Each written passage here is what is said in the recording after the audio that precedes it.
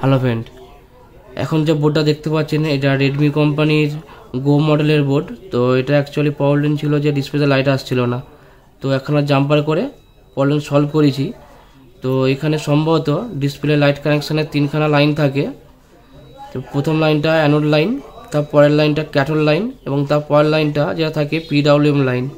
অর্থাৎ কানেক্টরের প্রথম পয়েন্টে যে লাইনটা থাকে সেই লাইনটা যদি আপনাদের মিসিং হয়ে যায় তো ক্যাপাসিটর এই পয়েন্টে যোগ করতে পারেন, নাহলে ডায়োডের এই মাথায় যোগ করলেও আপনার প্রবলেম সলভ হয়ে যাবে।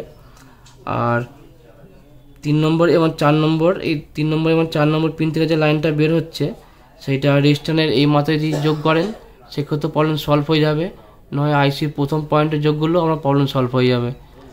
আর শেষে 5 নম্বর পয়েন্ট থেকে অর্থাৎ কানেক্টরের 5 নম্বর পিন থেকে যে লাইনটা বের হচ্ছে সেটা আপনাদের এখানে তো দেখতে পাচ্ছেন, এখানে সাদা মতো যে ছোটো টিপস আছে, এখানে জাম্পার করলেই প্রবলেম সলভ হয়ে যাবে। তো এই ছিল এমআইসি রেডমি গো এর 3খানা ডিসপ্লে লাইট সেকশান সম্বন্ধে আলোচনা করা হলো।